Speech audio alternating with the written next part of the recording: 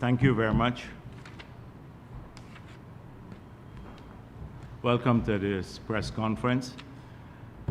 I was hoping today to postpone the press conference to another time, given that we had Secretary Rubio here. But their press conference finished early. I was hoping that it would have given me an excuse not to come today, maybe defer to another day, since it's been really another slow week. We're extremely pleased that Secretary Rubio visited Guyana just 9 weeks after he became the Secretary of State. As he himself pointed out, Guyana has a strong relationship with the United States of America, and there is a mutual commitment to grow that relationship. The President and Secretary Rubio just concluded a press conference, and I think the President explained some of the areas of focus. And so I'm not going to repeat what he said. And the Secretary himself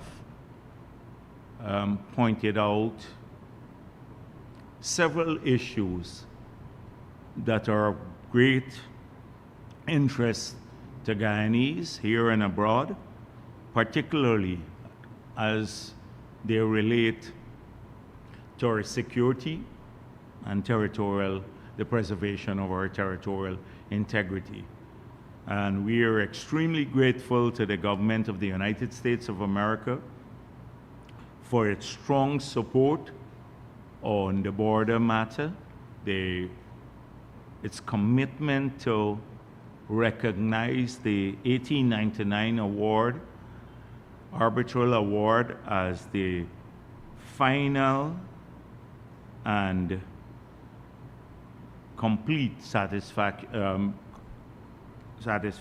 of the process of the demarcation of our borders, which took place in 1905, that settled the matter of our borders, and their strong support to ensure that that border is respected. So we're extremely grateful for that. In the discussions that we've had with the Secretary of State, a number of issues were raised in relation to Guyana. The President may not have had time to elaborate on all of those, but I'm sure at some point in time he will do so. We spoke about the exciting future for Guyana, the necessity of planning that future carefully. The Secretary himself pointed out that what we're engaged in here in Guyana now is a transformational process. It's a once-in-a-lifetime opportunity. And the decisions we may make today, that they will live with this country for the next 100 years.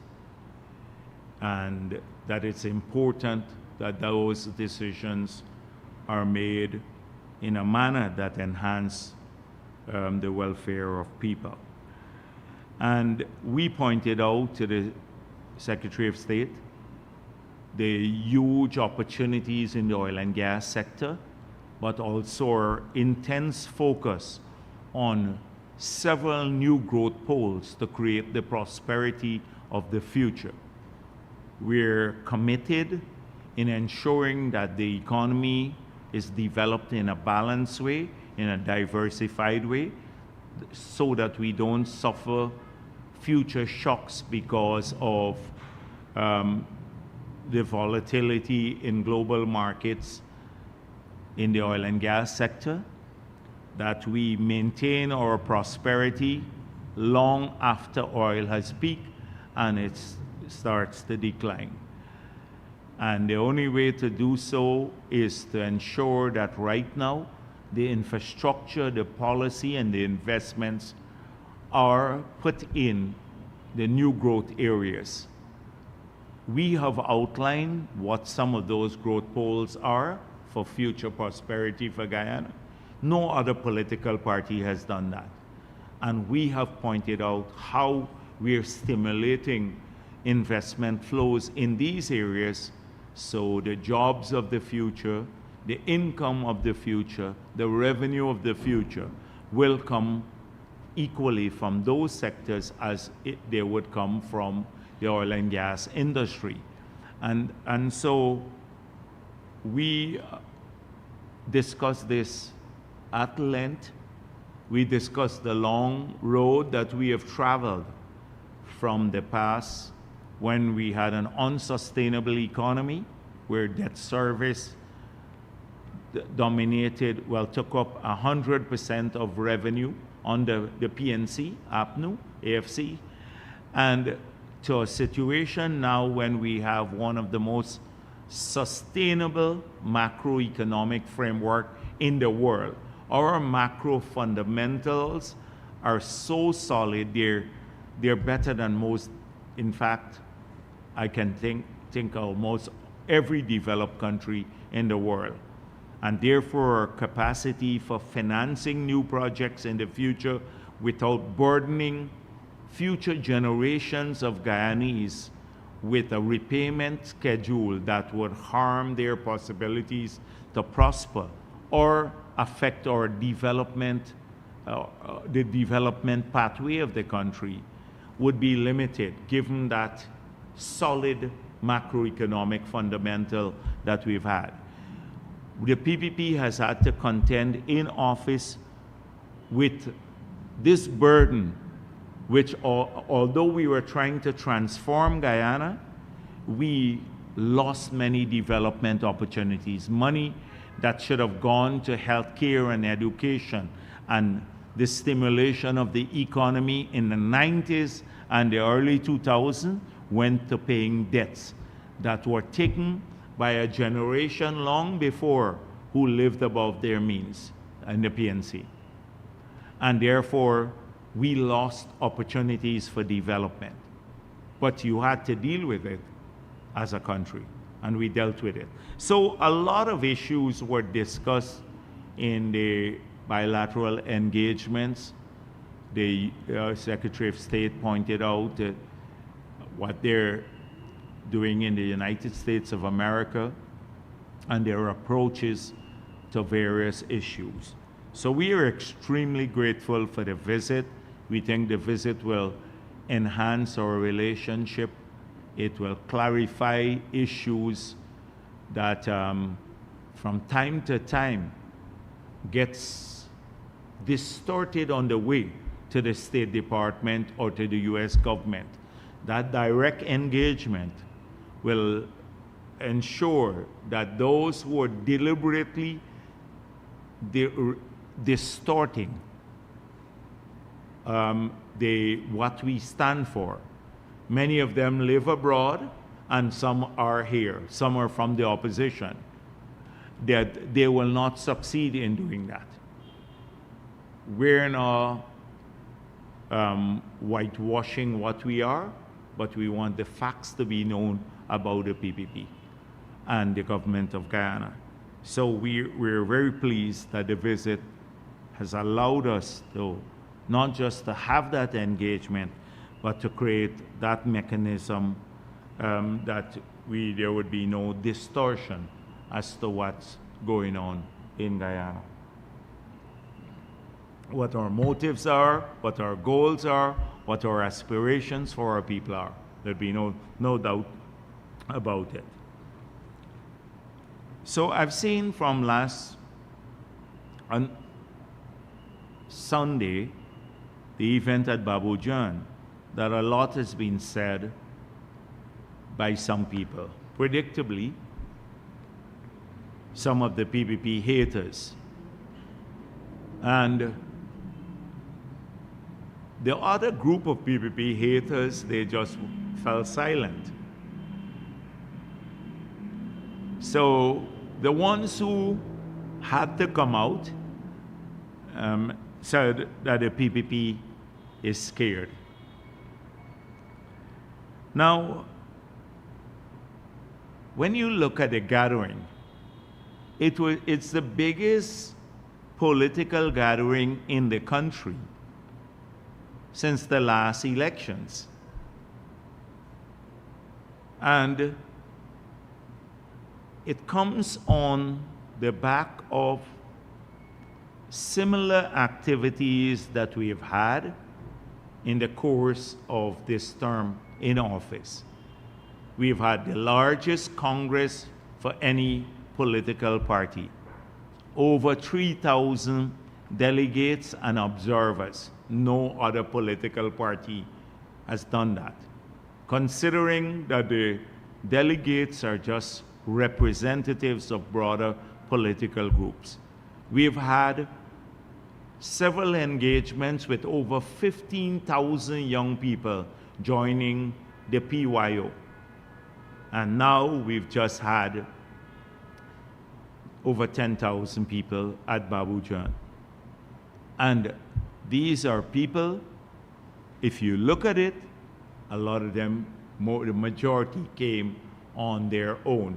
They drove up, they were enthusiastic, they were happy, not sour looking, like some political events you see sour.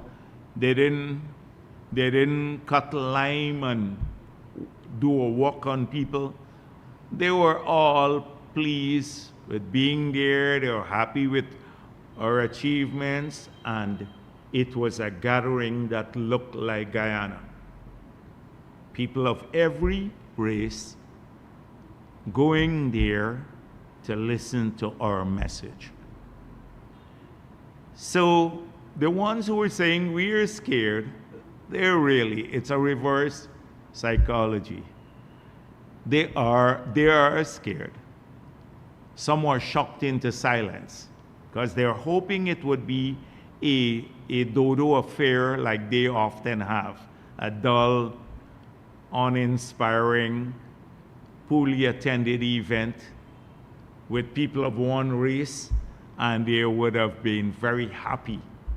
We wouldn't have been scared if that happened, but they were shocked into silence. And then when you look at the gathering, you saw something that personally warmed my heart, because almost half of the people there were young people. Who are connected to the party and its message and the programs for the country. Not many political parties can get a lot of young people to come out. Definitely now the PNC, look at their protests or whatever they have, activities. They're dated because of the racism, etc., that they push. And so a lot of them sought to undermine what we stand for. And it's worth developing that theme again today. At Babu Jan, I spoke of one young lady, a young girl, reading a message there that was extracted from Chedi Jagan's writing to talk about how they carry the racist messages to different communities in the 1960s. He was talking about 1964. That's when he wrote that. That's the period he was referring to. And he said that the message is very different for different communities. The opposition would never have one message for Guyana and all of our people. So they play on people's fears. They always go to Afro-Guyanese communities and say, you are being neglected by the PPP. You have no place in that party. This is a racist party. And your only hope of progress is to stay with us. And they characterize everyone else, every Afro-Guyanese person who defy the lie that they tell to Afro-Guyanese as cowards, as soup drinkers, and a whole range of other things. And I pointed out how many of our Afro-Guyanese leaders had to suffer the indignity of being harassed and called names. I pointed out people like Roger Luncheon, one of the brightest doctors ever in the history of this country. I've seen people who had such a, when he was HPS, like I called, one day I was sitting as president, and Luncheon, a woman came to me and said her son was in a bad shape at the hospital. And I called for Roger, and he said to her, you know, I can tell you anything, but you have to prepare for a funeral. He was blunt. And she started crying, and I asked her, no, I said, no, we're gonna try to do something. And she said, you know why I'm crying? Because if Luncheon says that, that's going to be it. As a medical doctor, people used to come there, used to work there at the hospital for free. The kind of work commitment he had. When he came back from university, he joined the PPP. When he came back as a doctor, joined the party. We were not in power. He did not come to the party because we had things to give him. That was long before 1992. The commitment. He worked every day of his life until he passed away. He grew blind, but he was still working. When he couldn't move, he went to work. Moved him in a wheelchair to work. But if you listen to them, the vile things they said about Luncheon throughout his life, all the time. Cyril Belgrave, Clinton Collymore, all of these people. So I know of it. I know how it hurt those comrades, because they knew that people were never given Afro-Guyanese a fair chance to see what the PPP was all about, and what Chedi Jagan wanted, was trying for a unified party. And then they go, look at this week. A same week, they, as Chedi Jagan pointed out, all week they're saying, oh, Afro-Guyanese taking over the PPP now. That's the reverse psychology to the Indians. Now, trying to keep them away, like to create some sense of resentment. They're taking over the PPP now, coming in and getting everything and stuff, to create again a sense of resentment. It is what APNU is doing, and the AFC. But people are wise. Our supporters are wise. They know that it started from the beginning. Everybody is included. They've done it to the Amerindians. They go and say, only coastal people, Indian and Afro-Guyanese, are getting everything from the government. You're neglected. And it's worth repeating here today, because since we came back from Babu John, they're just going crazy. Oh, the PPP is scared, but they are scared. The PPP, some went silent, and then they went into overdrive on the racism. Overdrive on the racism. They rolled out all the extremists to generate fear, and to create discord in our ranks. It's not going to happen. It's not going to happen. Our supporters have seen this over the years, right across the country. And people, we made it clear, people are welcome when they come into this party. Our party goes stronger by the day because of our philosophy. and that's why they're weak. So they're not going to get us to back off on what was the founding goal of our party, which was to work for all Guyana and to bring people together.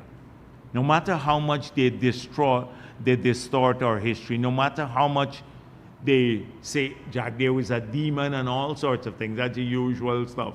The demon Jagdeo or killer Jagdeo or whatever else. We don't care too much about that. We're not going to stop working for this. This is a message that is worth repeating every day. And that's why I was so pleased that so many young people were there, because they're the ones who have to fight this battle. We must never allow the fossils to define how this country evolves into the future. And it was pleasing. The next thing they came about is now they're embracing Chedi Jagan. Imagine the people, Nagamutu is embracing Chedi Jagan now. He came out with this one for you, Irfan Ali mentioned it. He tried to destroy our party. The people who tried to take away Red House, Red House, Chedi Jagan served his whole life, the people of this country from 1946, till when he passed away. And he has, in a state building, dedicated to his life and work. And they tried to take that away from him. Someone who served this country his whole life, through tough periods. They're talking about desecration of Chedi Jagan at Babujan, because we dare to criticize the crooks, and there are abundant number of crooks against us now, and the racists, but it's all grounded back in Chedi Jagan's philosophy. That's why those young people who read the excerpts from Chedi Jagan's philosophy, you will see that everything that we said or did there is in keeping with the philosophy of Chedi Jagan. So we're not, if anyone is desecrating Chedi Jagan, is these people. So again, they're trying to drive a wedge in the PPP, which will not succeed. The wedge is that, Jagdeo and Irfan Ali, they're leading the PPP down a different pathway away from Chedi Jagan's philosophy. It's not gonna work. We have the old people, the older comrades there. Last week, right here, at Freedom House, it was last week or the week before, a gentleman came in from abroad. He's 91 years old. And he brought a picture we took together. And this gentleman told me, he had a note there, and he said, do you remember the following people? Like we had a guy named Gulliver, Afro-Guyanese organizer. Gulliver used to live at Dutch Fort Hope in a big motorcycle, and he said, do you remember Gulliver? And I said, yes, I used to ride as a boy at the back of Gulliver's bike. They are so pleased with our party and its direction. You're not telling them that the PPP is straying from Chedi Jagan, because they see the transformation of Guyana. They see how many people more are getting housing, free education now, that people are getting jobs, the healthcare is expanding. This is all PPP philosophy from the beginning. That's what they work towards. And they see the party becoming strong and unified and broad-based. And so when they come here and talk about, they try this wedge, they're moving from Chedi Jagan, they're hoping to play against the elderly people in the party who would think that we're straying from Chedi Jagan. Those people are clever. They know what's happening too. So I've seen a lot of that this week again, that from out of the Babujan activity, they blow these dog whistles to appeal to some groups of people. So it is insecurity based on race, it is insecurity based on the straying of the party from Chedi Jagan ideals, etc. Then there are a few things I said there that people may think, oh, the PPP is supremely confident in winning the elections. But why would Jagdeo say not want a surprise? Isn't this contradictory? And we are confident of winning the elections. But I've said it here, confidence must not become arrogant. And we've always worked every single day as though we are behind. That's how we work. As General Secretary of the party, that's how I work. And I want every activist of this party and supporter to work as though we are behind. That's when you ensure the outcome. Because if people grow too confident, a lot of them, we had that in the elections before. They say, oh, we don't win already, don't go out. Maybe they don't make the effort to go out and vote. That's why I said to people, confident, but you have to go back to take the message of the party and to do the work on the ground. And that is what we said. We are, what the opposition is engaged in now, they're engaged in selecting a candidate. So when you go through a process of selecting a candidate, you want to have a boost at the poll because Norton is running low at the poll, Nigel Lewis is running even lower, right, at the poll. So, and then they have like some fringe elements, Chicken Man, trying to get some attention, you know. So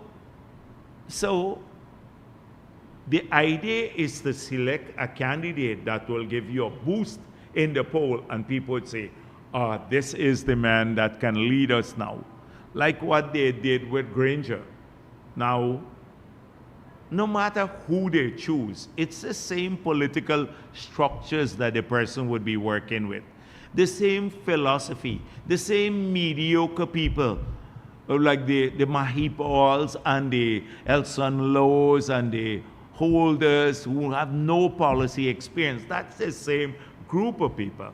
They're defined in their lack of vision, their lack of planning, their lack of achievement, their proclivity to steal elections, people like Mike Paul and Norton and Nigel Lewis. So that's why I said anyone except God. It's not arrogance, but who is going to give them that bump in the poll? Assuming they bring a fresh face. What difference would it make to their planning or their philosophy? Nothing, absolutely nothing. They have no intention of delivering anything.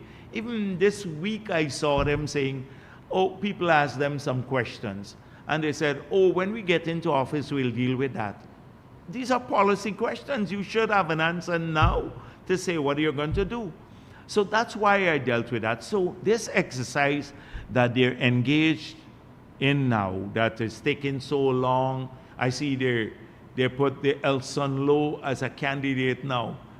These people really don't respect us. Anyhow, whoever they choose, if they choose Mai Paul or they bring Bugs Bunny to put him as or any famous cartoon character, the famous one, because some people think it's how much likes you get, right, on Facebook that makes you a good candidate. So we should bring a person with a lot of likes on Facebook. It's not going to make a difference who the coalition puts, because people know what they're about already. They know what they're about already. So that's why I dealt with that issue, because sometimes people think, oh, pay some attention to the excise. Like my colleague said to me, oh, I wonder who they're going to put now. And I say, oh, don't waste my time. Don't waste my time. I'm not too worried about who they put, because it's not going to make any difference to them. They have no plan whatsoever. Now, just prior to Babujan, I went to Berbice, that's the Saturday, and I had 4 community meetings, and I was pleased that a large number of people came out like at 11:30 in the day on a Saturday when they had to go to market. And I was thinking, very few political parties can actually get people to come out that time of the day. So people came out, and I felt good, because I'm a politician and I go by the feel of the community. So people they complain about the NIS. So there were complaints. Every one of our meetings, because we speak, and then I'd say, I'd listen now, so you tell me I'm here now, what's the issue? And so they kept complaining about NIS, and I had to explain to them, we've already helped nearly 10,000 people who've had NIS problems in the past few years, who have submitted their names, etc., and had difficulties at the NIS, 10,000, but you probably have another 10,000 out there who have issues. So I said, Ashni Singh will come, he will go to the NIS office, bring his staff, and work with people. That's how we work. So sometimes I see when some people go to the community meetings and people say, oh, there's an NIS problem. They say people complaining about the government. We encourage that. It helps us to solve problems, because we're the only party that will actually come up with a problem, a solution. None of them would work on that. The complaint would be made, yeah, I hear the government bad, and then they leave. We've helped 10,000 people.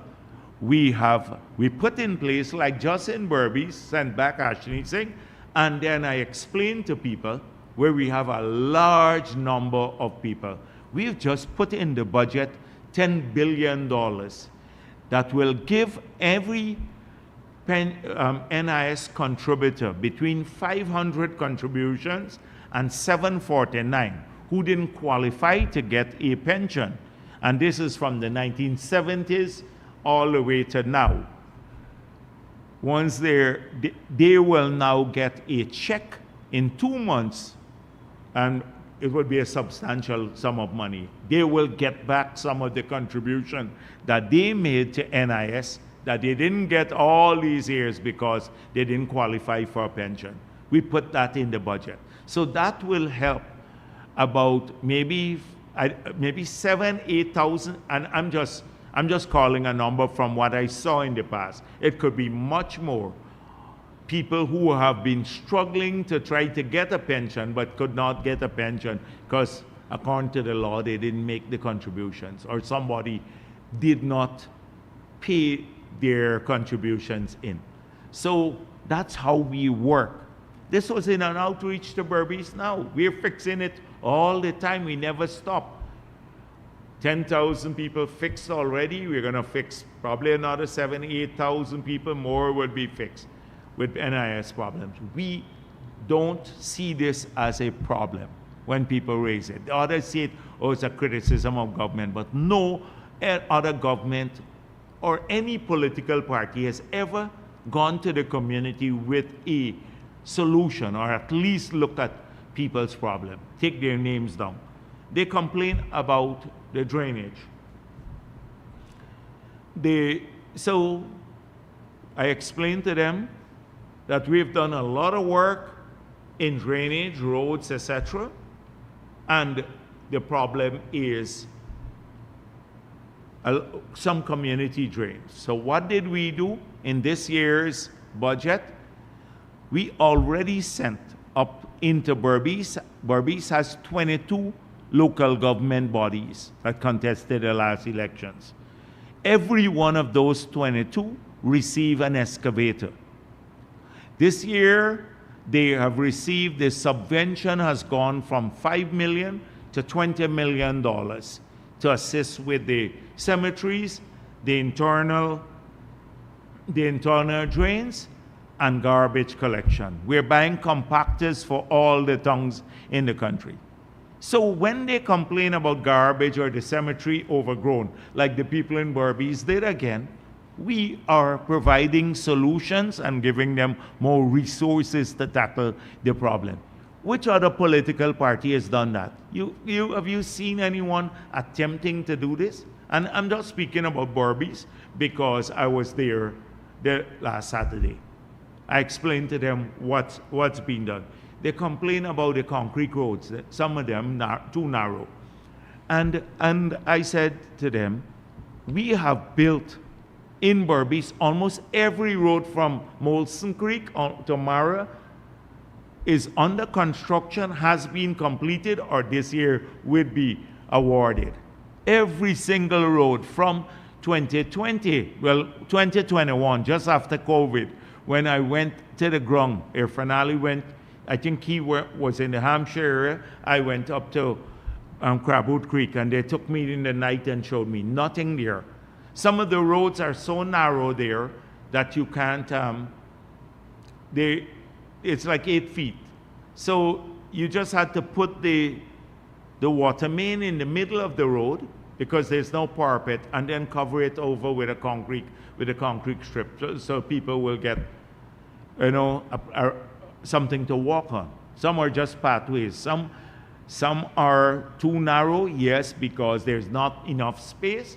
In other areas, Public Works should have done 12 feet roads, but we explained to them, we're going to dig out the shoulders 2 feet on both sides and have a compacted surface with sand and crusher on. So even if you come off the road, you can widen it. And then when you get to the pole, remember the 2 poles are here. You can't do anything there. The lantern poles on both sides. You may be 8 feet here, but 12 feet at the other places. So you can come off the road. We explained to people this. This is what I saw some other people who went to meetings say, oh, the roads are too narrow, etc. They're not a word about what they will do, how they fix it. We fix every road. So when you talk about substance of outreaches, we don't go up there and skin our teeth and take a few pictures all the time.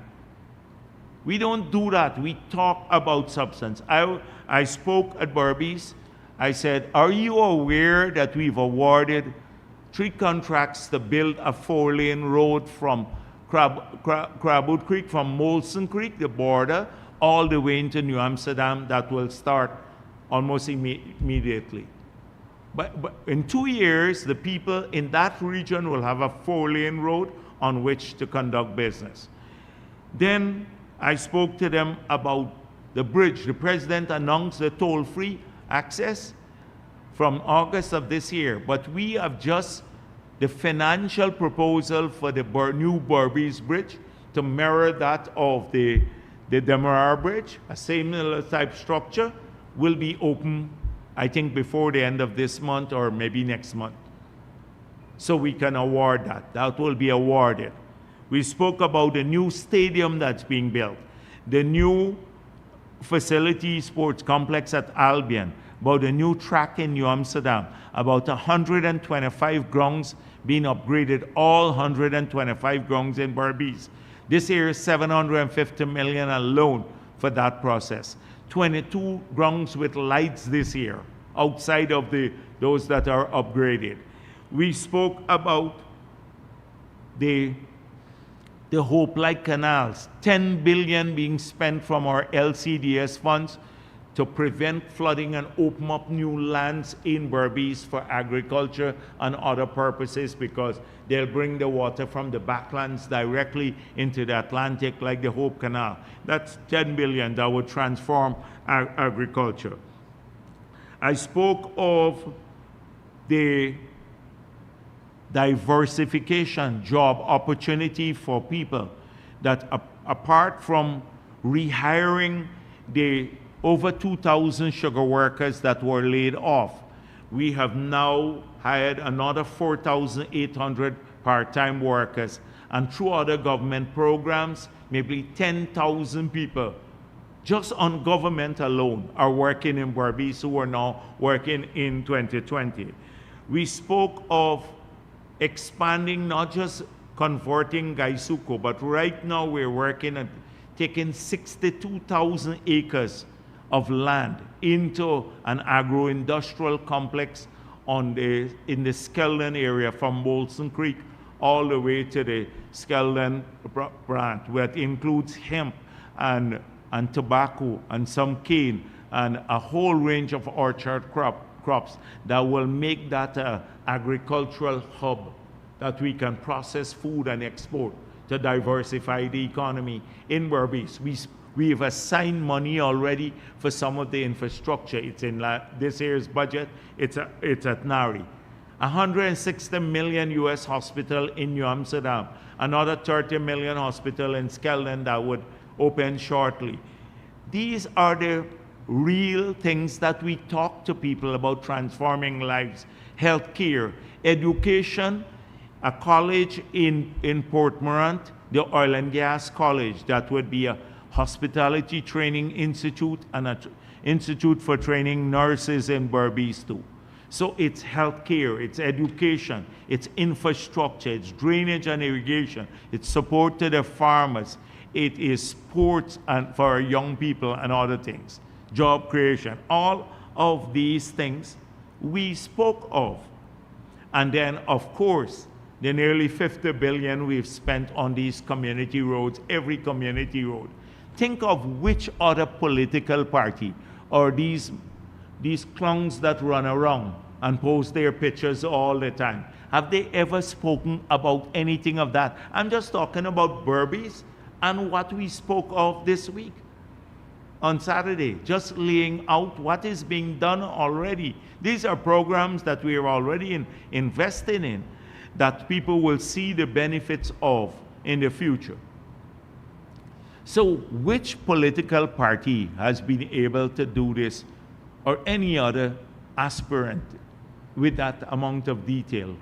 We don't go, just generally and walk around the place. So that's why I will talk about, I view these antics with amusement when I'll come to that in a moment, when I talk more about the politics. So there are a couple of things I want to. So let me talk about the Mohammeds too a bit, since I'm dealing with that. So right now, I saw the Mohammed, so I think the son has outsourced some of the criticism to the father.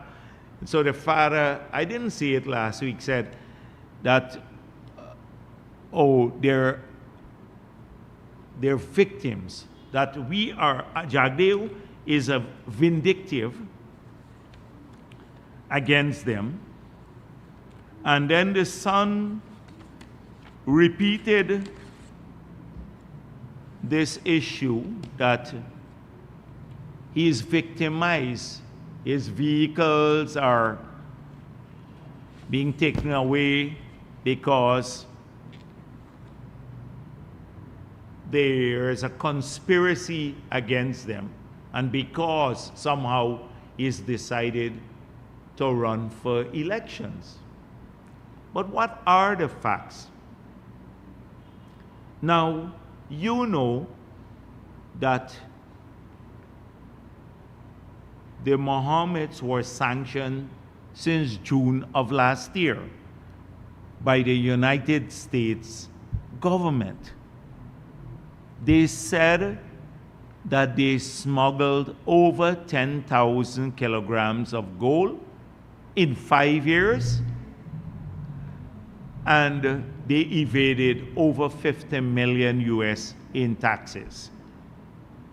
They said that that these sanctioned entities, including the Team Mohammed, which is mentioned in the OFAC statement that sanctioned them, they said US citizens are prohibited from doing any business with the Mohammeds, and that Guyanese entities and institutions that do business with the Mohammeds and in persons could face a US law enforcement action or be sanctioned themselves. It's all part of that statement. The fact is that some people have already, who've been doing business with them, or not maybe even know them, got their visas taken away. In fact, a large number. That's the fact from since June of last year, long before they decided, well, they said they haven't even decided to contest the elections. That's what they're claiming. But that was June of last year. The banks here all stopped doing business with them because they couldn't put the country at risk. The government disengaged from them. They complained about it.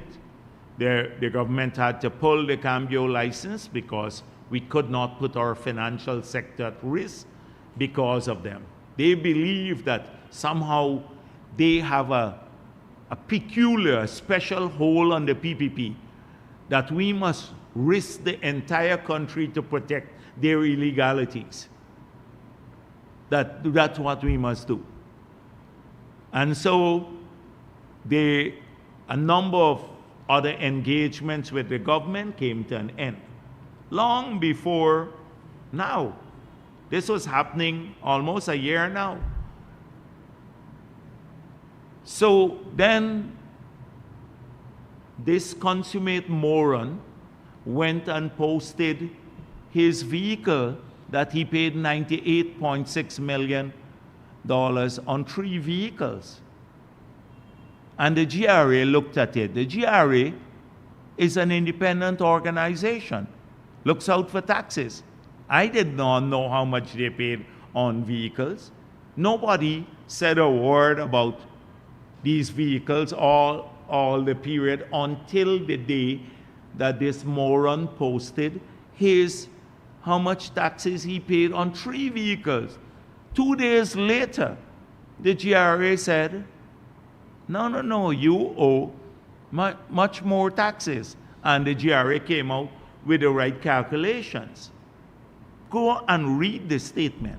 Then the GRA looked at all of the other vehicles that he claimed. So he claimed that on a video, that he paid $1 million for the Lamborghini and then declared it for $75,000 US. That's moronic behavior. That is like real stupid. It's a depth of stupidity. Right? You claim that, you leave evidence in the social media, and you go and declare another figure to the GRA. That is fraud. It's fraud and money laundering, because you clearly had to send money, the rest of the money, $1 million if you paid for it, and you only declared $75,000. I saw somebody, a young Afro-Guyanese guy, asked him a question about paying your taxes. And he started mumbling. He was mumbling. Somebody sent me something. How you know me and pay me tax? That's what he was saying when confronted. So he said that, so that's one. Then other members of the family who are now living in Guyana claimed the remigrant status and brought in several other vehicles, evading hundreds of millions of taxes, and then gave him the vehicle, and he claimed they're part of his fleet in violation of the law and the residency requirement for immigrant status. All illegal. These people, they believe that they can get away with any illegality. Any illegality, because maybe they did it in the past and nobody addressed it. So they grown accustomed to the arrogance of, oh, I can get away with anything, any illegal activity. So now they claim a plot by the PPP. He said, oh, the PPP taking away his vehicle because we're victimizing him. Not because he's so stupid to trigger the whole thing on his vehicle and cause the taxes to be levied. Now, they don't want to pay the taxes, but they're not. You don't have two laws in this country. Law is equal law for everyone. And the GRA, that's how they will treat you. That's how they will treat you. And so, there is no, he didn't even plan to, we didn't even know he is planning about contesting elections at that time, because he claims he was doing charity. And this charity is you evade 11 billion in taxes, on which is just the tip of the iceberg, by the way. The tip of the iceberg. Because that's what the US government has only know about. But that's only for 5 years. $11 billion in taxes. You could have given 11,000 Guyanese $1 million each. But then you give some charity, a couple of vehicles, etc., and we must be grateful for that. So you're thinking this is their way of trying to avoid paying taxes. So in their very small mind, they thought that by maybe contesting the election, that's why they told people that by contesting the elections now, they can claim being victims of the PPP vindictiveness or Jagdeo. That is what they're claiming. By contesting the election, they can make a claim of being victims. That's the only reason, and hopefully the sanction and the taxes will go away. A lot of others do this before. That's the only reason. They don't give out anything because of charity. If you're stealing $11 billion and you're giving up a couple $100 million, as I said, that's good business to be in. Good business to be in if you're a crook. But notice, they haven't answered any questions about what the US said they have a mountain of evidence for. You keep questioning, the man asks him, you talk, no, I'm pristine. I'm pristine, I'm very clean. It's big bad PPP government. None of this was started by us. You're on the very few people in the world get sanctioned by the US government. You're one of them for corruption. Very few people in the world, the Reuters would put out a story that they're into drug trafficking and gold smuggling. Look at the Reuters story. So there is no victimhood or persecution here. There are illegalities, and you have to face the consequences when you get caught now with stealing taxes everywhere, smuggling gold, evading taxes on the vehicle, duping all the agencies. It's the day of reckoning has come. And so you need to be clean with the people of this country. So if you'll notice, when they go to the communities, let me tell you what the modus operandi. So I spoke with some young ladies, they called me, from Hampshire, because I had gone to Hampshire just after I remember the same trip that I made to Crabwood Creek on that night when I spoke with people. I think it was one of my first visits out after the COVID pandemic started waning, and we hadn't started building any roads in Berbice as yet. So I stopped in at Hampshire, and there was a big group of people there, and they were saying, we didn't know about the part-time job here in the community, and we're badly affected because we don't have any jobs here. People are laid off from these areas on the APNU, the sugar belt. This was the sugar belt. It badly affected everyone. And I said, we will extend the program. I said, go back. I said to the same regional authorities, go back into this community and work the area. And that whole area, in the Hampshire other areas, we had about 300 people, women who were desperate on the part-time program, working 10 days for 40,000. So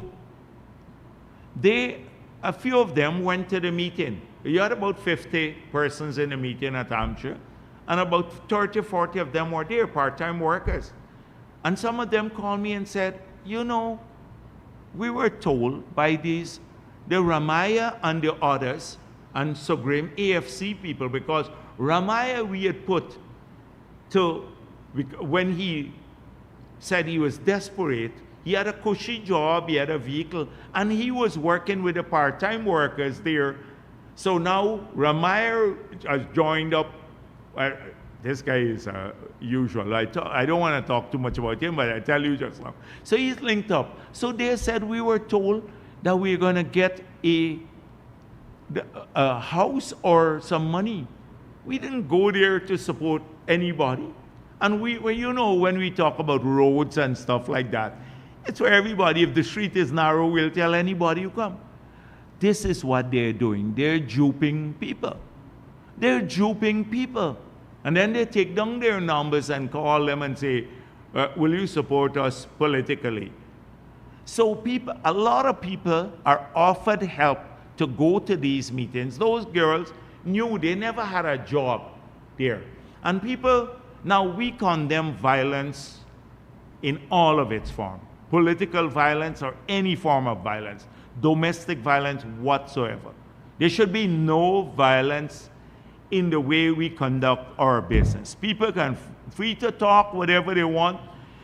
They're free to protest, but there must be no violence. But let me tell you, when you go to the sugar belt, where people saw their children practically starving, they don't know what APNU did. When those people were laid off, they closed their estates. Men and women, the families broke up. Some of the families broke up. Some children stopped going to school. A lot of people didn't have food. We did some projects in different communities. I'm not going to call the names of the areas, where when we took like little hampers to people, we're in opposition. I know how rural people are sometimes. They're very embarrassed to collect hampers. And I saw in those lines young women and young men standing up to collect the hampers, which was something shocking for me. The children couldn't go to school. There's some images of this. I should get them to play back the interviews they did with these school kids about how their friends were going to school because their parents didn't get any money. And it happened at Wales too, not just the Sugar Belt in Berbice. So when you go with a Ramaya or a Sogrim that had helped the AFC lie to the sugar workers and tell them they're going to get 20% salary increases every year, and many of them supported you, like in 2015. And they got zero for all those years, and then they lost their jobs and couldn't feed their families. When you go back with those same individuals who are helping to organize for this Azruddin, and when you go back and they're the mobilizers, and another one who was selling gun licenses, he was linked to the Ministry of Home Affairs, AFC. The people are resentful. What you saw there it's not orchestrated, it's spontaneous. They're angry. They're not going to be fooled. They will say, not again. The same AFC, and they know that this Azruddin and his father went to see Nigel Hughes, and Nigel Hughes bring the political leader of their party, Trotman, to sit in at the meeting because he wanted legal advice from Trotman. Trotman wrote down the legal advice. They know it's part immediately thereafter. All the AFC candidates and people who were working with them in the past started working for Azruddin, every one of them, because it's another ploy to fool people again. So they bring the new face, the clown, the moron. And so he is not going to fool people. So I don't pay too much attention to this guy. People get excited. Oh, he's here now, there. People go there for money. And I don't begrudge them, but please don't go. He's going to lie to you. He's going to lie. I think when he got to pay all his taxes and stuff like that, you all might have to give him back the money. You might got to give him back the money when he pays all the taxes. And because, and it's just the tip of the iceberg. So, as I said before, I condemn violence in any form, but don't underestimate the resentment. The hate. Ramjatan can't show up there because of what he did to the families. When a politician lies that way and cause people to lose where they can't feed their children, they get angry. Those women are angry because they know what happened. And a lot of the people, some of the people who showed up at his place, like the part-time workers, they wouldn't have had a job had it not been PPP. Who showed up? They know that. They wouldn't have had a job if PPP wasn't in office. So what you saw there was spontaneous. Spontaneous. People are angry. But they should protest peacefully if they have to protest. There is no room for violence. That's all I'm going to say this week. There is this week only on the Mohammeds. I'm not done with my press conference as yet. So don't rush. Don't rush. It's just this week because last week they said, oh, it's Jagdeo. He vindictive, he don't like us, oh, something is wrong, they're scared of him. Oh, this guy, have you ever seen them when they don't splice little comments on the thing? Have you ever seen this guy? Someone asked him, a young Afro guy, and he's going, what are your plans for the future? Don't worry about that, right? Basically, in the future we'll talk about that. He's clueless. Look at Irfan Ali today. Irfan Ali is our candidate, sharing a press conference with Secretary Rubio. Can you imagine this guy sharing a press conference even with Bozo the Clown? You can't imagine that. I'm looking forward to the first press conference. Yes, and all the large number of people he's paying to edit the videos, and to every post that they make, he doesn't have anything to do with it. They make the post for him.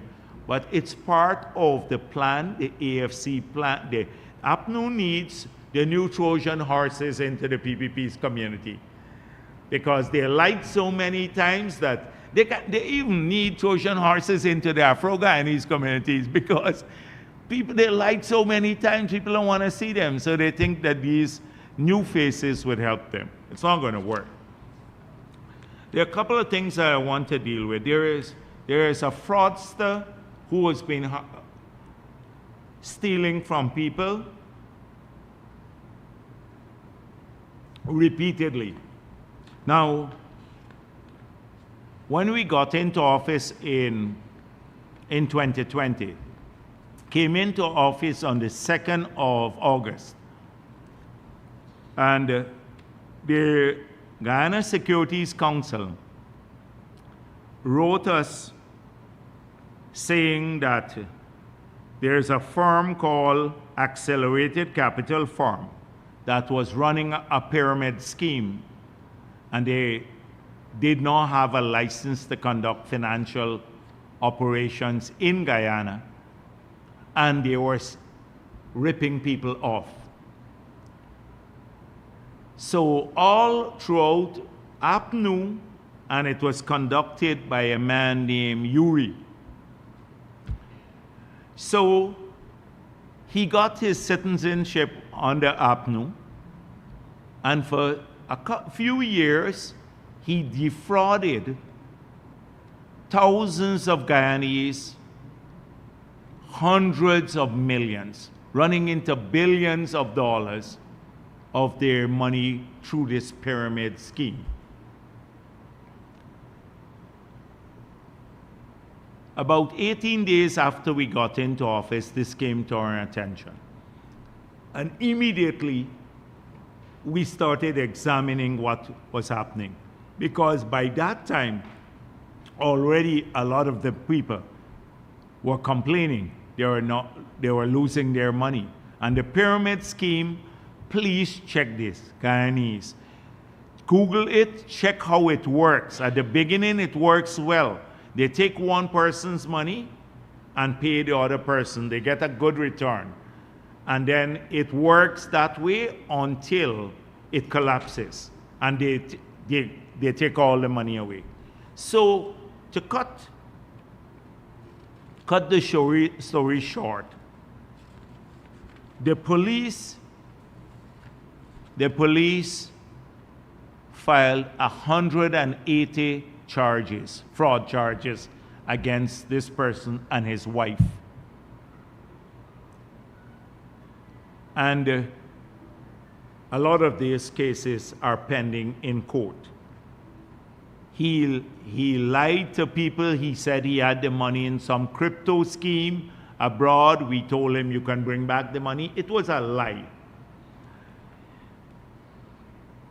So I'm going to just read an excerpt of what Anil Nandalal said on the 14th of September, just about a month after we got into office, 2020, after we had investigated this, and APNU had allowed thousands of people to lose their money. They knew about this.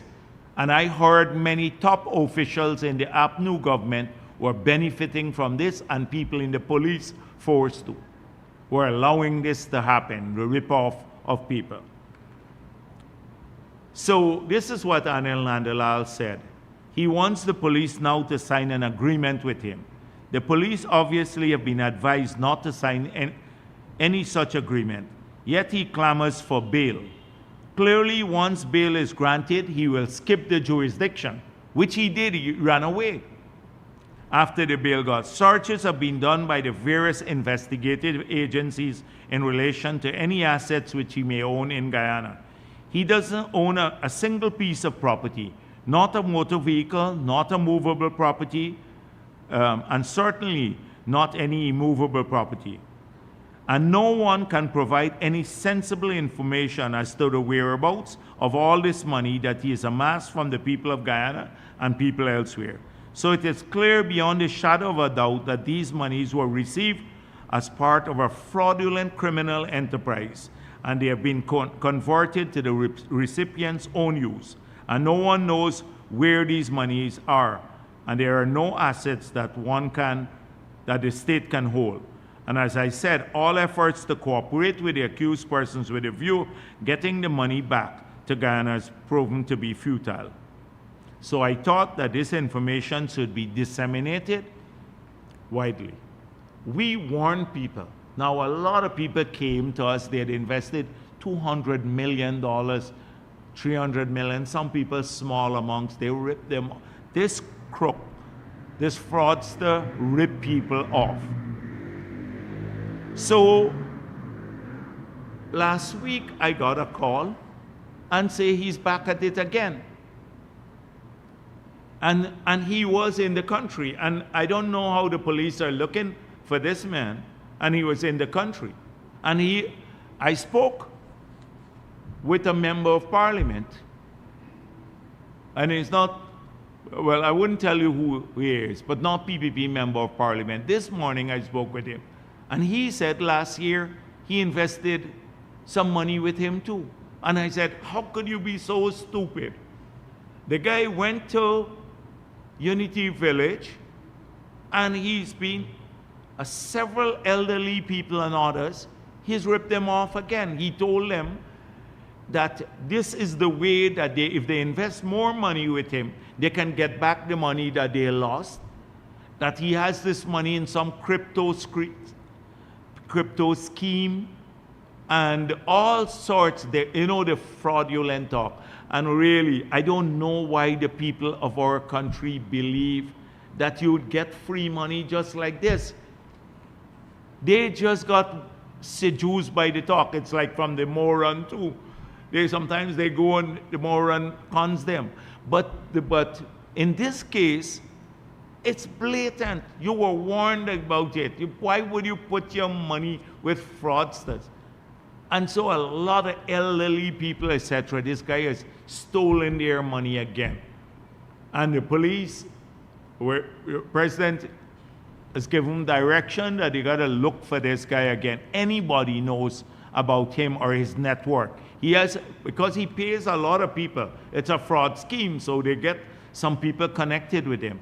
So he's been telling people that when APNU comes back into office, he's going to get a license. Well, two things will now happen. APNU will now come back in office, and you'll go to jail. I hope they catch him and jail him.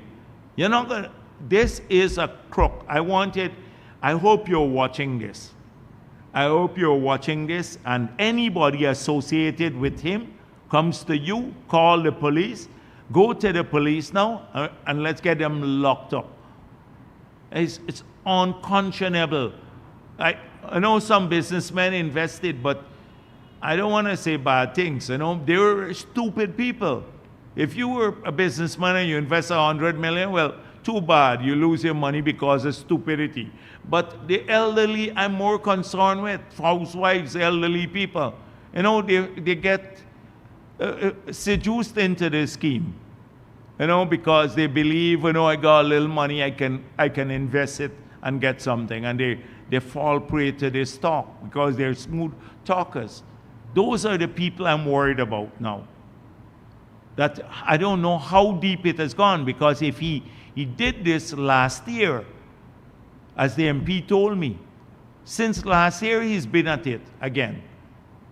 So restarted the scheme, and it only came to my attention last week when I was in Berbice. I got a call about it happening, and if it didn't happen in my village, I wouldn't have even known. So this is, I hope that we catch this. And APNU needs to, for the sake of the people of this country, this is outside of politics, they need to disassociate themselves from this guy too. APNU. AFC may not want to do that, but APNU, not the APNU, the PNC, they need to do that because he's using them as the cover, unless they endorse it. Unless they endorse it. This is a total cook. Now, I pointed out that the mayor and city council were on the program, had embarked on a path after getting directions from Congress Place to scam people and to raise funds. So they did not succeed when they tried to give GT&T a waiver of taxes. You remember, over $100 million they're going to waive for GT&T, and GT&T said, we never requested a waiver. So just imagine what would have happened. Now that went to the council, GT&T, they said GT&T is going to get a waiver. This is a foreign company that didn't request a waiver, was prepared to pay all its taxes. So you know what was going to happen there. We had warned about this, the mayor and the others meeting people directly to negotiate waiver of taxes. That it could be corrupted, and they would, apart from personal corruption, it could lead to money raising funds to the PNC. So I believe that the PNC, to give it some veneer of credibility and a veneer of goodness, they put a policy now to waive taxes across the board. But trust me, we know what's going to happen there. So Minister Parag wrote them that it's illegal what they're trying to do. It's not in accordance with the financial regulations. They have to seek approval because we believe this is a scam scheme. It's to raise, it's to collect money from people as part of the so-called waiver. You know how it works. You owe 10 million, you can pay 5, and you share 2 with the party, 1 with the party and 1 with us. That is how they would work there. So we are not supportive of this, and we'll expose it. This is the PNC's way of raising funds and supporting corruption at City Council. I saw in the I didn't notice this one. No state funding for NGOs critical of government, Jagdeo tells supporters. So at Babujan, this is Kaitor News. It says, Vice President Bharrat Jagdeo said the PPP government will only support non-governmental organizations that promote progress, but not those that oppose the ruling party. Of course. Oh, why would we fund an NGO that opposes the ruling party? Why? NGOs are not supposed to oppose parties or not. They're non-governmental organizations to do either for advocacy or to do work. You have 2 types of NGOs, advocacy types and those that actually do things, go out and feed people and stuff like that. I didn't know that you had, I thought political parties oppose other political parties, not NGOs. But they are saying we must support the NGOs who oppose us politically, but they're part of the political establishment. So this is extremely stupid, and I stand by my comment. I said we will support those who do work for people. And we have shown massive support for those who work in this year's budget with animals. They saw their subvention increase in manyfold. We're in this year's budget. The NGOs that work with children and who are abused, etc., they've had a massive increase in their subventions, and I say massive since we got into office, because they work with children, with others. NGOs that cater for people living with disability, they get huge support from us, and we have seen that growth. But you think we're going to fund the GHRA? That is a waste of time. That causes the PP, is part of the PNC. We got to be crazy. And as I said before, it's not arrogance. Listen to Secretary Rubio, what he said about the NGOs and the Trump administration. Something we've been saying all along. They're saying, now, there are some people who just live off of this stuff. They say, live off this stuff. In 2015, the Vote Like a Boss campaign, you remember? Funded by the US government. Guess where it concentrated? In urban centers. They recruited all the people who were hostile to us to only do voter turnout in urban centers. You think we will do this? So when you say things that are evidently truthful and be honest with people, they think it's a put down. I don't, that somehow I'm saying something that is offensive to people. They don't feel that an NGO opposing a political party, although NGOs shouldn't be set up for that, that's okay, normal. That's not offensive. When we say we're not going to support that, then that's offensive. This is the topsy-turvy way that we analyze things in this country. It's like a different world. You know, a totally different world. Lilliputian land. You know, you ever in Gulliver's Travel, you read it. So this is, okay. I saw for the first time Kaichor News. I normally don't respond to them, but they complain about foreign currency shortages by one businessman. And at the bottom they said, and the story was not bad, they said that we said we will inject resources as is needed. We study the market, we look at the balance in all the banks. We don't look at a mismatch. We only address mismatch between revenue, not revenue, flow of currency and demand for currency. The timing, to smooth out timing of flows, we intervene. Like today, yeah, the central bank intervened and put 35 million US into the banking system. And as I said before, we have the capability of putting as much foreign currency into the banking system as is needed to smooth out or to meet legitimate demand, to smooth out the mismatch between flow or meet legitimate demand. We have the capability of doing so, but we will do so in a measured way because we don't want to cause an appreciation of the currency too.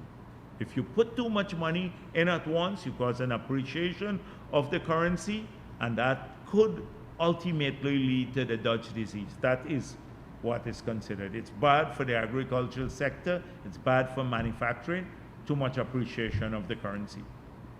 So I saw that there.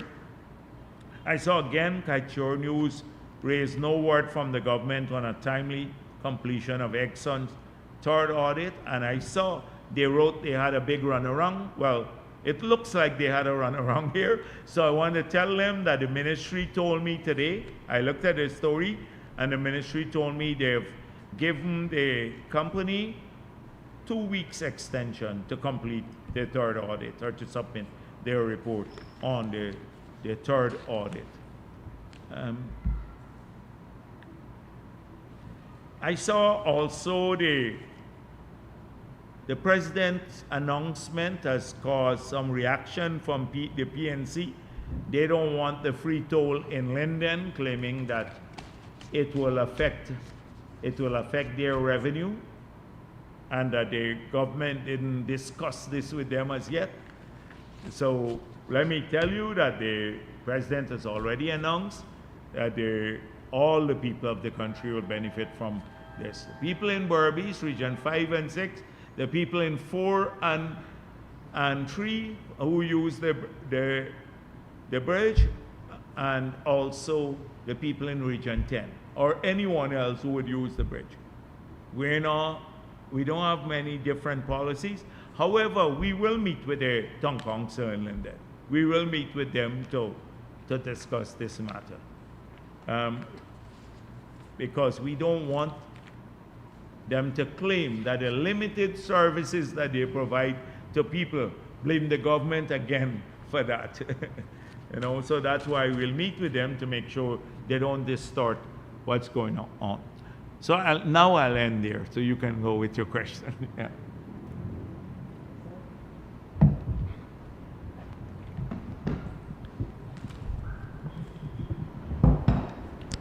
Thank you. Good afternoon, Trina Williams, Ghana Chronicle. I'll start off with my question on the health sector. On Saturday, we saw the sod turning of the Camberville Polyclinic. And aside from that, we have 12 regional hospitals under construction. These are just some of the initiatives that the government has taken to achieve its goal of a world-class healthcare system. However, beyond physical improvements, there are still systematic challenges, such as the shortage of healthcare workers. With that said, how does your government plan to ensure that the developments taking place in the healthcare sector translate into a sustainable, high-quality healthcare system that is resilient and accessible into the future? And to follow up on what you briefly said about the opposition figures that have opposed the toll-free bridges. What do you think about one person asking if there was a feasibility study for that initiative? Okay.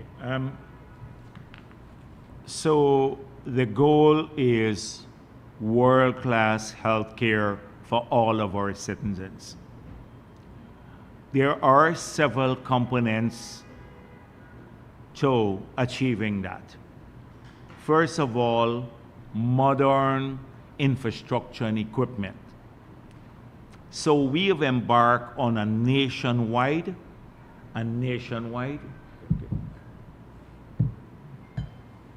Thank you. Oh, I saw this clown Norman Brown said I'm drinking liquor at this press conference. I don't drink, but this clown Norman Brown the last time, they're getting really desperate that my coffee is liquor. Yes. So I was explaining that goal has several components. The first is world-class facilities, equipment. We have now embarked on a process to make the investments to do that. So it's not just the 12 hospitals that we are building, the new ones, but a series of new polyclinics and rehabilitating a lot of the existing hospitals and equipping them. For example, the hospital in Linden would see a 30 million US upgrade. I'm just giving you an example. Partica will see the same thing. The best hospital would see that, although we have another hospital being built in Region 3. So that's the first thing. We expect that will happen in a matter of a couple of years. The next is management of the hospital. So we have Mount Sinai now providing management support at the Georgetown Hospital. Now Mount Sinai and Northwell are two top US institutions. They run a network of hospitals in the US and globally. And we expect them to help us by training a lot of our personnel and to have kind of not an oversight, but provide management support to the hospitals. Because that's crucial to get these hospitals to deliver on our goal. And the goal, anyhow, let me don't get into many details now, because I'm tempted to go for very long. So that's the second component. The third component is personnel. So we have started recruiting already the non-medical people and medical people. We may need about, I used to say 6,000, may need 8,000 people, new people to work in healthcare delivery. From porters, cleaners, people to do laundry in the hospitals, all the services, landscaping in the yards of the hospital, keeping the compound clean, security, etc. Large numbers of people in all of these areas. So that process is ongoing now. Then training of more nurses and other personnel, but also recruiting people from abroad. So we believe our package is starting to be competitive, where we can recruit people and bring them in, even temporarily, until our people can be trained. But we may not still get our Guyanese alone. So we may have to recruit from around the world to bring people to work there. We're looking for specialists to run all of these hospitals too, and more doctors. And whilst we're training a lot of our people to specialize now, in fact, we're doing a lot of the training programs in Guyana so we can have the doctors here whilst they're training, they're getting the training to become specialists. So personnel is the third area. The fourth area is the availability of drugs and medical supplies across the system. Sometimes in the procurement, the distribution is not equal. And because it relies heavily on the hospitals requisitioning this, etc. So improvement, the availability of all of those issues. So there are several components to better care delivery, and all of these are being addressed. And then there is another component where collaboration with the private sector. So if we cannot deliver the quality care in the public sector, say in a cancer institute or something of that, where it's private and people have to pay to go to that, but they don't have to go abroad now, and it's very expensive abroad.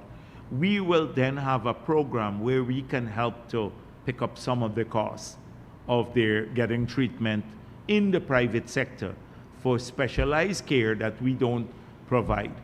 So a lot of those things, a heavy focus on preventative medicine, primary health care.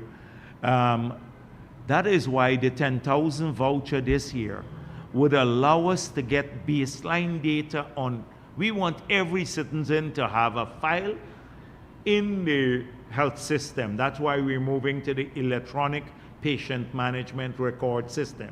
So every Guyanese with a file there, and where we can track your treatments, etc. So if you're in Buxton or you're in Port Morant or in Enmore or somewhere else, or even in Moruca, and you travel to another part of the country, Diamond, the doctor there can just pull up your file and see what treatments you have had before, what are the complications, what's your status, if you're hypertensive, what kind of medication you're using when you administer care. That's what we're building separately.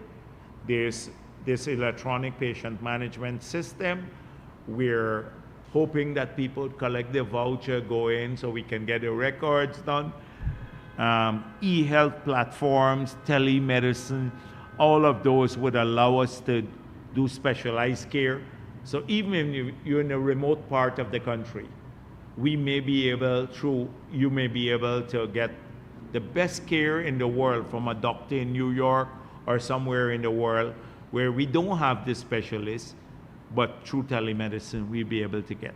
It's an entire plan, and every component of it is being worked on. It's not, people only see the buildings.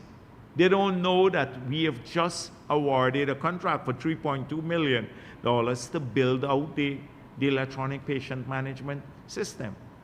So a lot of work is being done, or the other parties. They don't have a clue. They would talk about, oh, we're going to deliver better health care, but you can't even get details from them. I can tell you the details for every hospital. We mapped the population size. We look at the geographic distances between hospitals and medical institutions. So if people have a heart attack, how long it would take them to get care. We're now working separately on the ambulance program, so emergency care.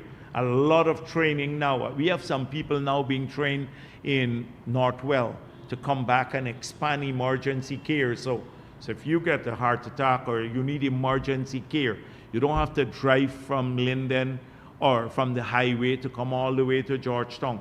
The Diamond Hospital would be maybe within 30 minutes away from you. You can get emergency care there too. A lot of the different components are being worked on to deliver that vision of world-class healthcare. So that is being worked on. And for people who said, oh, we should do a feasibility study before we give benefits to people, it's only clowns, well, I've been overusing the clown word, so only callous people would say that. Oh, and if you give me, did they do a feasibility study when the APNU ministers took, and AFC ministers took 50% salary increase for themselves and gave the public servants that year 6%? Did they do a feasibility study? Did they do a feasibility study when they took away the 10,000 grant from the kids? They did do a feasibility study when they took away the free water from pensioners, or sent home 7,000 workers from Gaisuko, or introduced VAT on electricity and water and data. They did all of these things. Or hinterland travel, did they look at a feasibility study of how it would add to cost of living there when they did that? No. Now they want a fee. We're bringing benefits to people and they want a feasibility study. They were taking away benefits and adding cost to them, and no feasibility study. Notice that's the pattern here. It's a pattern. Only inept people and a party that practices ineptitude could really come up with these things that they come up with from time to time. And finally, for me, your government has invested significantly in both the traditional and non-traditional sectors. You mentioned earlier about some of the developments happening in Berbice. However, with this being an election year and how the political landscape can be impacted by candidates offering sweeping, perhaps unrealistic promises, are you concerned that these proposals from these persons could undermine the electorate's perception of your administration's work? And how do you intend to address any attempts to undermine the government's work? So people say, oh, we defend ourselves robustly.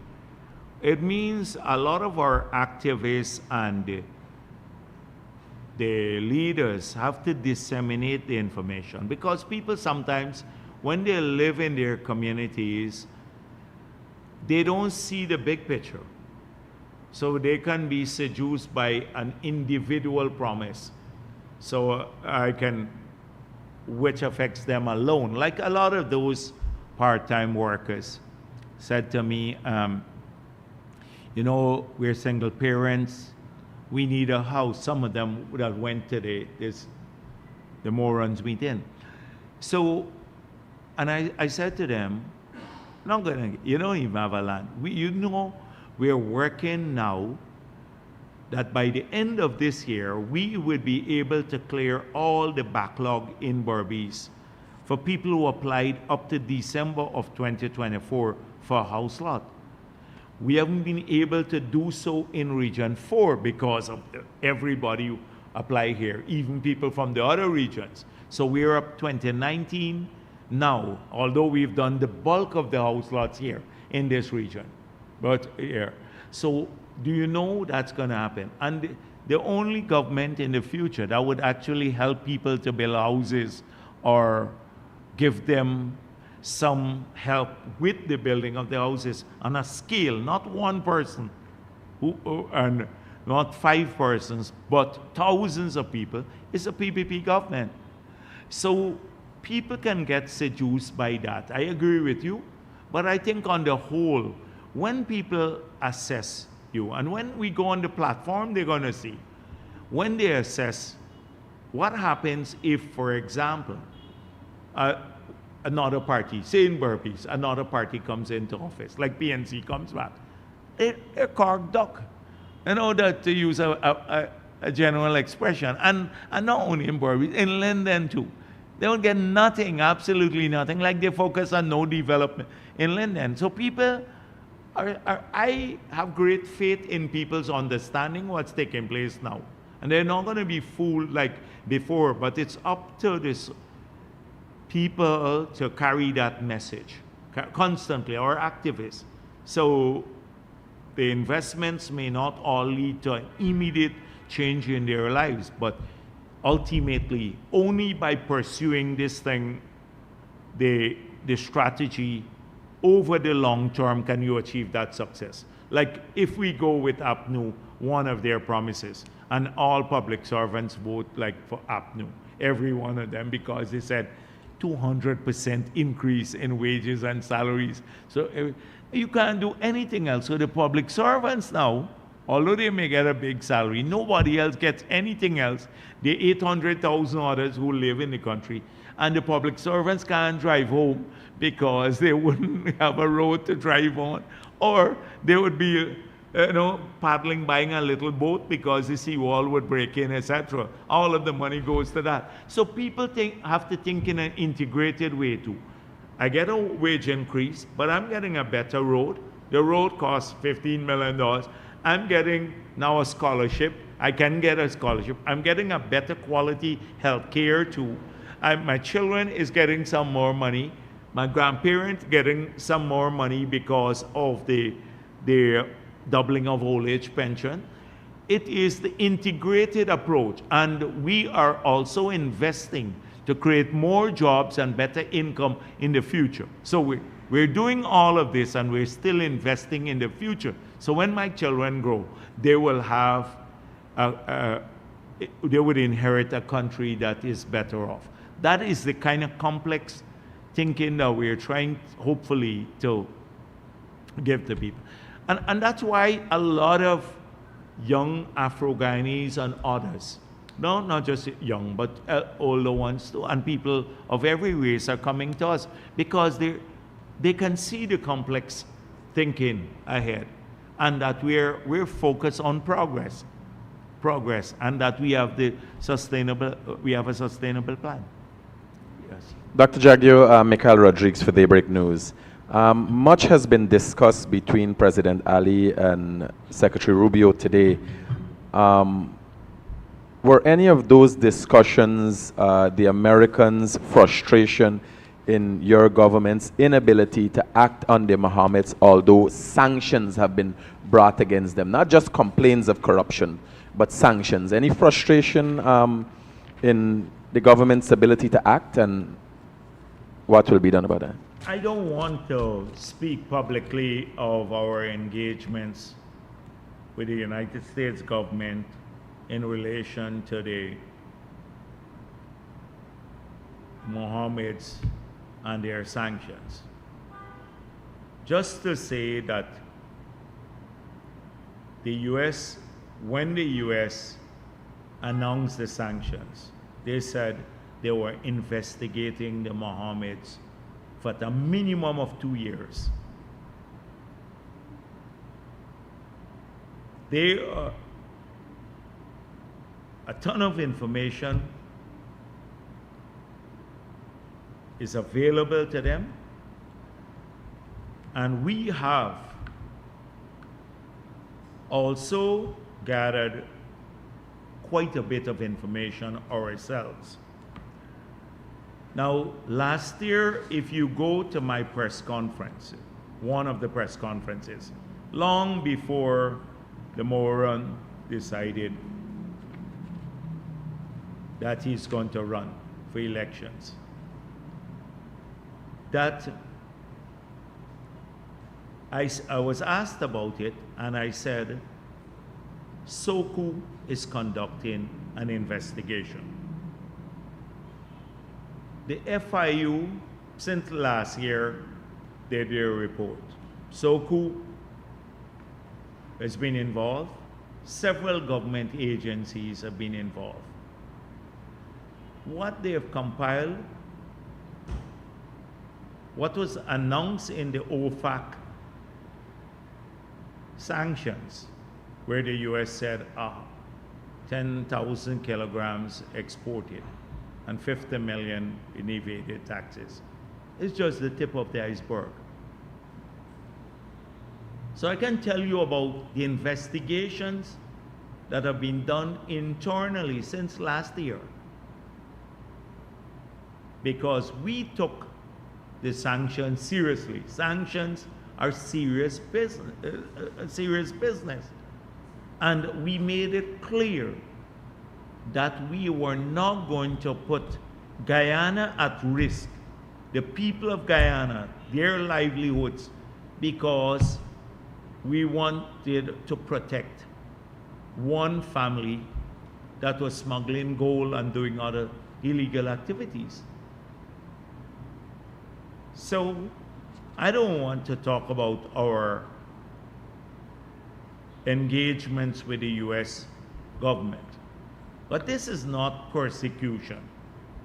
It is facing the consequences for criminal activities that you engaged in the past. And the PPP can't help you with that one. If you're upset at the PPP because you think we're going to help you out of this one, simply because, and put the country at risk. And when I say country, I mean ordinary people too, not just the banks.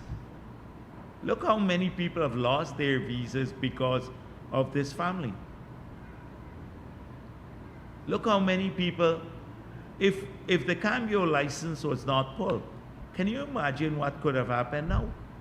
Or everybody who got debit card or credit card or make an online purchase may have been unable to do so now because of the same man who is running around saying, ask your finale, ask Jagdeo. When asked about their illegalities, we must ask us. Why don't you tell people about that, your illegalities? Why ask us? Well, since he asked, he said, ask me, so I'm glad you asked me. Since he said, ask me, so I'm responding. This is what I have to say.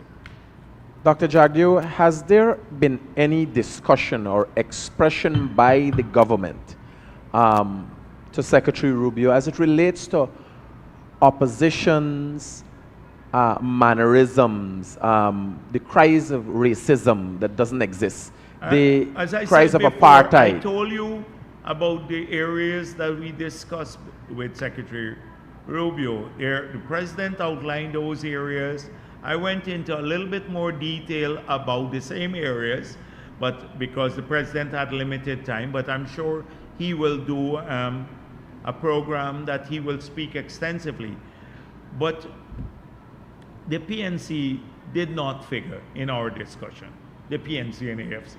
I can say that bluntly. PNC and AFC did not figure in our discussion.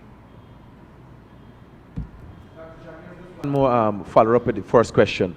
So the Attorney General spoke to some extent about moving forward as a result of discussions between the Americans and here. Let me think. The discussion. Will it move forward? I was in. Oh, you were in those discussions? No, go ahead. Yes, go on. Okay. Will we see the process, the legal process, making haste now in light of, it seems that the Americans have shared some information and the Guyana Revenue Authority and the Guyana Police Force has enough information to move forward and maybe be soon laying charges? So the Attorney General has spoken because he's the points person between the U.S. government and the government of Guyana. And he just gave a comment today to the media. So I fully endorse the comment, what he said, and therefore there's no need for me to repeat what he said. Dr. Jack. Yes. Dr. Jagdeo, Cordell Jones from Livewire News. There's a video circulating on social media, a vehicle owned by Azardine Mohammed, outfitted with sirens and flashing lights. Isn't this illegal, and why is this being allowed? Is it so? Because I don't. It's his vehicle, or I think it's a black Raptor F-150. Okay, that's illegal, and the police force needs to do their job. How many times we spoke about this here? There is a statement out by the government. In fact, the opposition wanted to take a motion to the parliament to say that we should ban the use by private people of these sirens and these flashing lights. My Paul had drafted a motion. I criticize my Paul here by saying that why should we go and discuss this motion when it's already illegal and we are public on this matter. We've been in the public domain as saying that the police need to arrest and, you know, take off these things from the vehicles, pull them in. So if that is true, then it's double standard, but it also tells you about the impunity, how these people operated in the past. They operated with impunity. I recall one time the Attorney General said to me, coming down the East Bank, that he just passed a huge convoy of vehicles with flashing lights and siren. It used to be the Mohammed. And I think that was one of the reasons why they're not so pleased with us too, because the president gave instructions to remove all of that. He was a private individual. And now we know a man who was smuggling large quantities of gold. But it's this obsession with this symbol of authority that they have. But they must act with impunity. And I recall, I think they were upset. But of course, that didn't matter. Now, so if this is the case, the police should just do their work. They should just do their job. I'd like to bring your attention to a press statement by the AFC on the 26th, which speaks to PPP intimidating citizens exercising constitutional rights. How do you contrast this to the attacks Afro-Guyanese who are exercising their constitutional rights to support other parties than these traditional Afro-Guyanese parties, to the claim being made by the AFC? Well, the AFC is a set of clown. Of course, the reason why they came out is because they're linked. The AFC and the Mohammeds are closely linked. Nobody can tell me that Nigel Hughes needed, as he said, his political advisor in a meeting between himself and the Mohammeds at his office. And they would have never issued a statement was it not exposed in the media. This is a long-going collaboration. And as I said before, it's part, they can't go back anymore, so we're lending these useless people. This Charles Sogremi is one of those people who hang around everything that comes along. And like I said to you, the ones in Essequibo, it's the same characters from the past. And now in Berbice, I see the three people who are organizing are the same characters from the AFC. So if they're lending support to this, I know the people, when they saw Ramaya, he infuriated a lot of them too, because this is an old scamp himself. Old scamp himself. So I was not surprised that the AFC is coming out with this sort of thing. I'm not surprised at it. They are linked together. Yes. Dr. Jagdeo, good afternoon. Yes, Isanello Patwa Newsroom. Can you say what arrangements the government is thinking of in compensating the Berbice Bridge Company and the Linden Town Council, and what will happen to the employees? Yes. So the discussions are going on with the Berbice Bridge Company. I don't know where they are now, but clearly there would be some arrangement of that nature.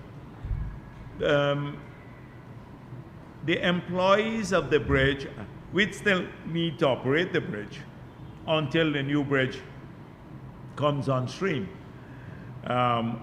which would be a while from now.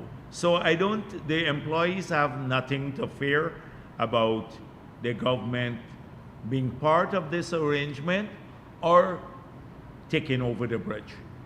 And they would have to work with the shareholders of that bridge. And as I said before, we'd have to meet with the town council in Linden.